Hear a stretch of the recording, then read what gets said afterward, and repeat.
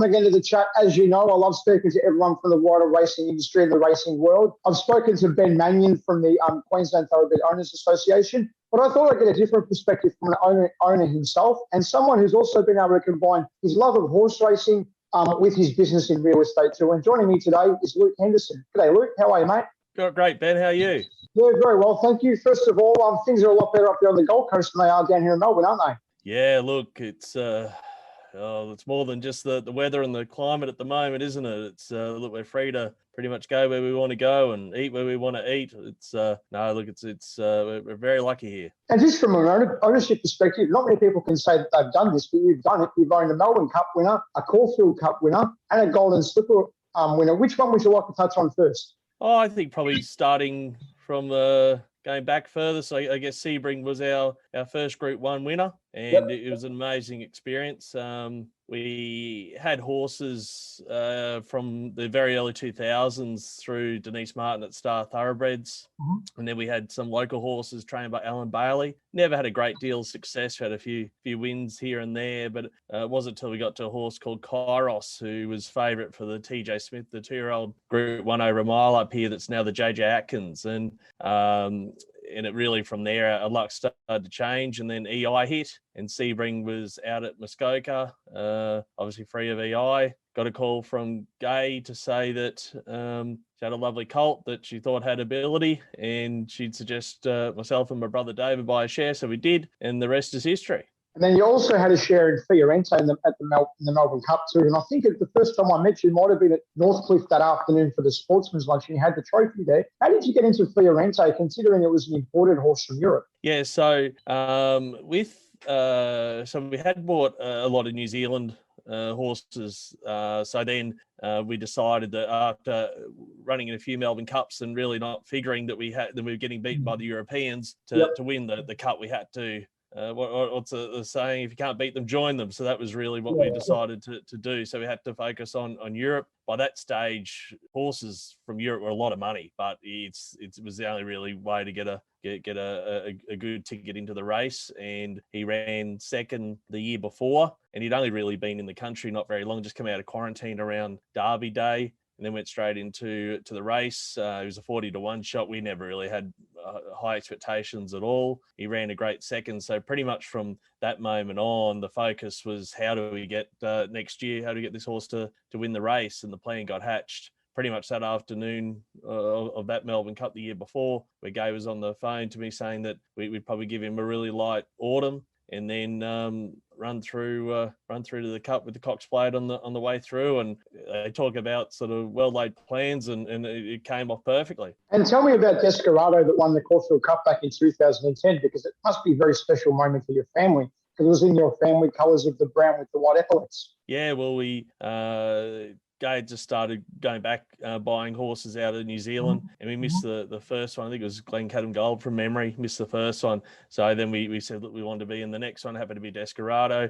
And he didn't start off firing, but then it just started to improve, and we got a second in the AJC Derby, so booked his spot, and it was a matter of how we get him to the Melbourne Cup, and the idea was that we'll run through the Caulfield Cup just to make sure, maybe get a weight penalty, just to make sure you got in the race. And I don't think we had any expectations of winning it, but the rain came, and I remember speaking to Chris Muntz in the mounting yard, and just that who were the dangers, and he rattled off. He said Desperado's right in this, and rattled off 3 other horses. So you had Shocking, you had Harris Tweed, and Monaco Consul. So you had 3 high chaps there. So I went straight from the mounting yard to the tote there. I put a first 4 with the 4 horses, and 1, 2, 3, 4 they came off. So look, it was an amazing experience, a great race to win, iconic race in Australian racing folklore. So look, we're really pleased, and yes, to see it in the brown and white,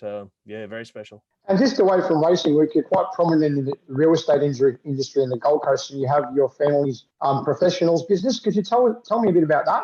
Sure. It started in 1973. So my father, John, he opened it, and I joined in 2001, and I run it now with my brother, Andrew. We've been running it since around 2005, 2006. We sell residential real estate, generally anywhere close to the beach. We look in all price brackets, but generally have to be in those suburbs near the beach. So we focus on Mermaid Beach, Mermaid Waters, Miami, a little bit into Broadbeach, so areas that are familiar with, I guess, anyone around Australia. So mainly residential, sort of 95% residential, a little bit of local commercial. But we're very focused on making a difference here. We're not about, we make sure we give plenty back to the community. We sponsor the 3 local surf clubs. We're the major sponsor of the 2 neighbourhood watches, the local bowls club. So we do give plenty back to the community. And I've lived here all my life. I was born at Southport Hospital, and Mum and Dad lived at Mermaid Beach when I was born, and I lived 3 streets away now where I'm raising my family. So Mermaid Beach is very special to us, and we do whatever we can to make sure whatever we take out, we certainly put just as much back in. And you're also a licensed auctioneer too, Luke. So as an auctioneer, is there any particular words or phrases you use to keep bidders engaged or interested? Because I'm sure every auctioneer has their different ways of doing it. Yeah, look, I'm semi-retired on the auction front, but I bring it out only when I need to. But I guess for real estate auctions, it's all about value.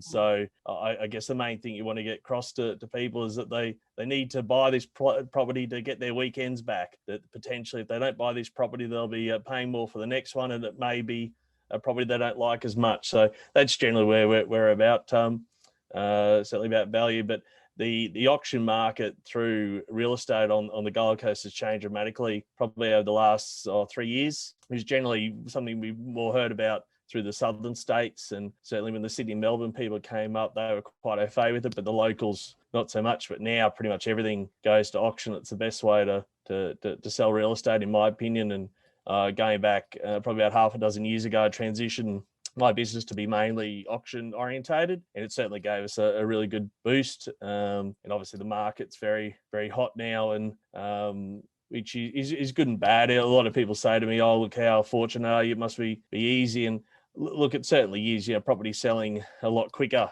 than what it ever has. But I guess for someone like myself who has been here a very long time, puts a lot into the community, is very experienced, I think I'm very good at what I do. I think a lot of people think that they can pretty much give their property to anyone, any new agent that comes along, where if the market tightens up a little bit and gets a bit tougher, they come a little bit more particular, I guess, on their choice of agent. And that's where I hope that myself and my business maybe shines through, and potentially we do better in maybe slightly tougher markets than what we're seeing at the moment. And just one last one on the property before we move along, Luke.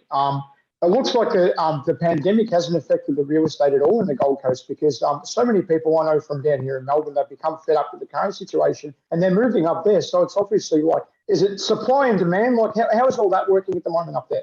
Yeah, look, I don't want to get political, but certainly a lot of grumblings from people down south about current situations that they have found themselves in through no fault of their own, or generally no fault of their own. So look, where everything's going very well here. So look, I think the one thing, probably jobs. I always said that until we actually get strong industry in Queensland, Brisbane and the Gold Coast, we're always going to be a follower. But now we've actually seen where people can feel that they can live away from where their main work is, and they can work like we are having this interview here now, work remotely. So that's changed the landscape, and I think it's something that no one really, I didn't foresee. So I never really saw this coming. I thought back in sort of February, March last year that things were going to capitulate. We're going to see another GFC, and it's done exactly the opposite. So people say to me, when do I see it ending? And I say to them, look, I didn't see it starting, so I'm not going to go and predict when this is going to end. But it's been an amazing amount of growth through our core markets. You've had probably not 100% or doubling of the market, but wouldn't be far off. And you're on the committee of the Gold Coast Surf Club, and you've been there for quite some time now. Very exciting times indeed, with the master plan coming to fruition. And I'm just excited to see what can happen with that, especially night racing on the glitter strip. It's going to be great for tourism, and just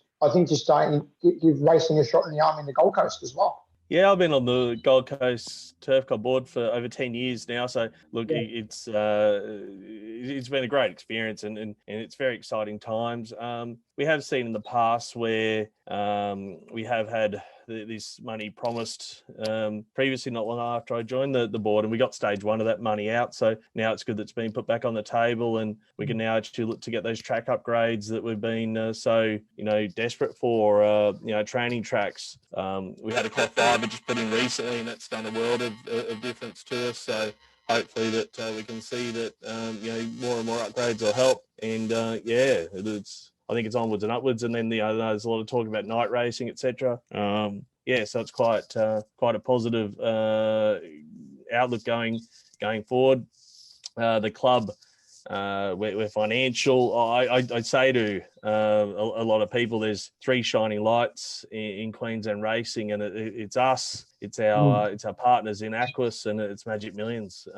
We're the three shining lights in Queensland racing. I think we're the future. And you mentioned Magic Millions. It's such a big part of the Gold Coast major event schedule every year, and that's when I first met you up there, Luke. And every year it just keeps getting better and better. Katie Page Harvey and Jerry Harvey and all involved have certainly worked very hard to bring it to where it is today. Yeah, well, look, $10 million race day. You've got the sales going from strength to strength. You've got a broodmare sale in June, July that it was so small years ago that's now absolutely massive. You've got this cuter sale in March. It's been phenomenal, the growth there. They got great support from Racing Queensland. They got strong support from Events Queensland as well, because they see that what we got to do is expose people to racing.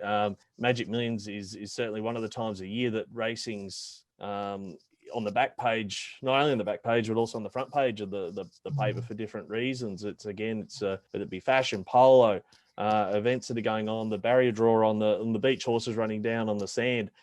You just got to do something that's a little bit different and that stands out. And it certainly stands out. And I love it. Look, January is like my Christmas.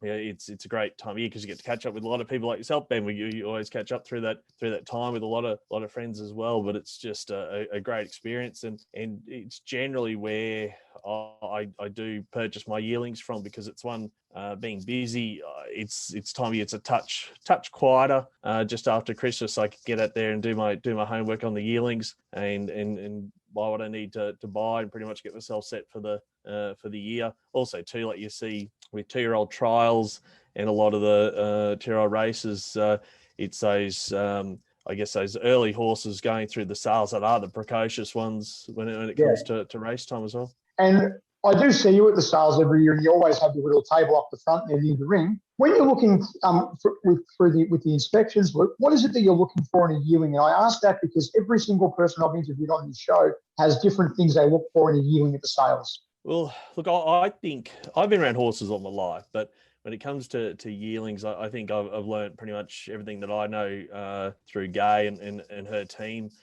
David Chester used to say to me years ago that myself and my brother David, we were the first ones out, where they were the hardest working owners, basically, because people would leave it to their trainers and vets and bloodstock agents and syndicators, but we were out there on the ground as soon as the first yearling came into the yard, having a look at them doing the hard work. And I think it certainly paid off in those early times, because we were seeing every single yearling, and had that that supportive Gainer team behind us, and we were doing very well. Where I think a lot of the trainers and bloodstock agents, a lot of them would arrive Saturday night, have a look Sunday. They could only see so many horses, had to really cut the catalogue in half before they got there. So there's a lot of types that they missed. I know when we bought Sweet Idea, so Snitzel filly at the time. Now it seems an obvious choice now, but at the time it wasn't. And I think a lot of people missed her. She was a quality individual, and went through for a couple 100,000, and I think she should have made well more than that. And obviously then she showed to do what she does. But I guess she's an example of what we do look for. I do like my fillies to look like colts. I like them quite big and strong. It's got to be, I do look for a lot of power from behind. Amanda Skivinan, who worked with Denise Martin for a period of time, selecting yearlings, she had a term called push, which is basically just the power from behind. And And they also do something I call like an overstep, where they plant their front foot when their back leg comes through, that they pass where their front foot had actually landed. So it just shows that there is a good reach or good power from behind it. And that's generally what we look like. I've never had a lot of luck with dainty, fine fillies. I've never had that luck. So like I said, I guess you go with what you know. Obviously with colts, you want a colt to look like a colt. And I think that's the main thing. Yeah, we're looking for, especially I guess at a Magic Million sale, looking for those precocious early types. We're not there.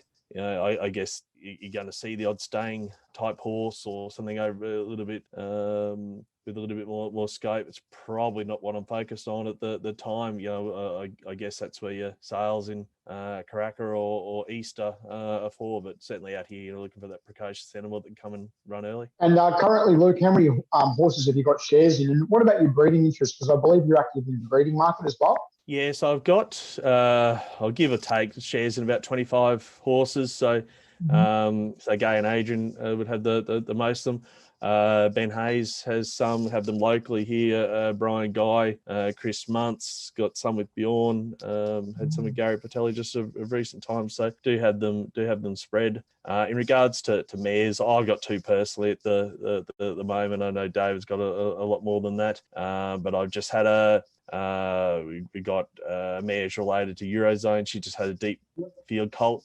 Horse previous to that, she had a Russian Revolution colt. Got a high shap mare who has just had previous years written by missed this year, but just gone back in folder, written by the Mistress Mace, who's just had the deep field colt. She'll go to Extreme Choice there. So yeah, look, we hope that we can get something out of those. I think with the breeding side, you've got to try and make it as commercial as you can. With the racing side, well, it's a bit of luck, isn't it? Cross fingers and hope they're good. And you mentioned before you're quite involved with charity. One of them you're involved with is the St Hilda's Foundation, and I believe one of your daughters goes to St Hilda's to school as well. Yeah, I got 4 girls and they all go there. All attend St Hilda's from eldest year 11 down to year 2.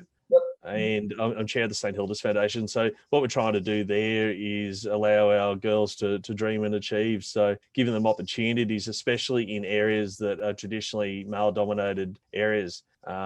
We just had a partnership with 888 Supercar Racing, and what we're doing there is it's in an engineering field. So now only 3% of all university graduates in engineering are female. So we're out there trying to change that where we can. So great partnership with 888 Racing. Jess Dane, who partly runs 888 Racing there. She's a phenomenal person, and we've been able to team up with her, and it's been amazing. And her father Roland, and we've so we're looking at areas like that. So Gold Coast Suns, we've got a partnership with the AFLW. Just anything that starts to align with Q-Scan, who medical field, we've opened the doors there. So just trying to do anything that can help break some doors down. With our borders, a lot of our borders come from all around the country, and a lot of them from the land. So when the drought hit, we're able to donate a lot of funds there to help get our girls educated. So where families had some issues around fees, so obviously boarding fees as well, so they're much higher.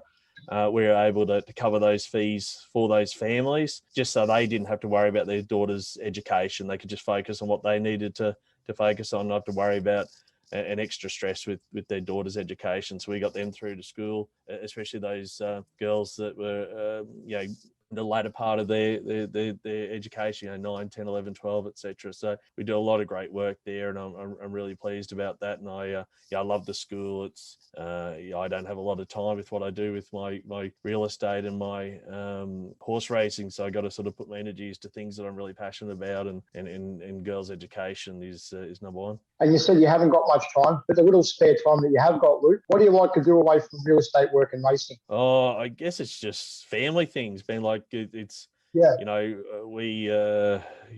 real estate's a lot hours, 7 days a week.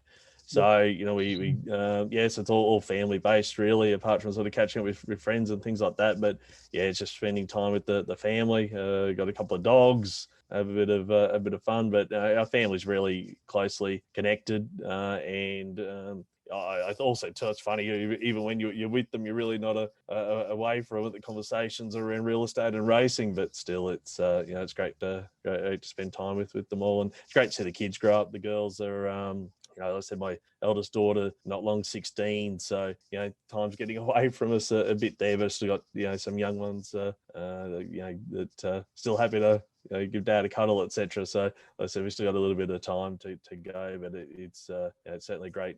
Great to see him grow up. And you said you got 4 girls. Do any of them show an interest in racing? Do you reckon they could follow on the Henderson tradition? Yeah, well, look, how could you not? They all, in regards to that, they all love the animal. All the girls have ridden. They love that. So they love the animal. They love coming to the races. They don't mind picking out some horses from the mounting yard for dad to put a few dollars each way on. But look, and I think, look, I've always been passionate about not just my kids, but kids in general. My parents had the catering at the Gold Coast Turf Club since I was born. So I've been running around the Gold Coast Turf Club since I could walk. Yeah. And that's part of the reason that I'm where I am in regards to my passion for racing. So I've always said we've got to get more kids to the track. We've got to find a way. And I see it a lot of times. Can't have kids in the mounting yard and gambling and different things. Racing is such a big industry.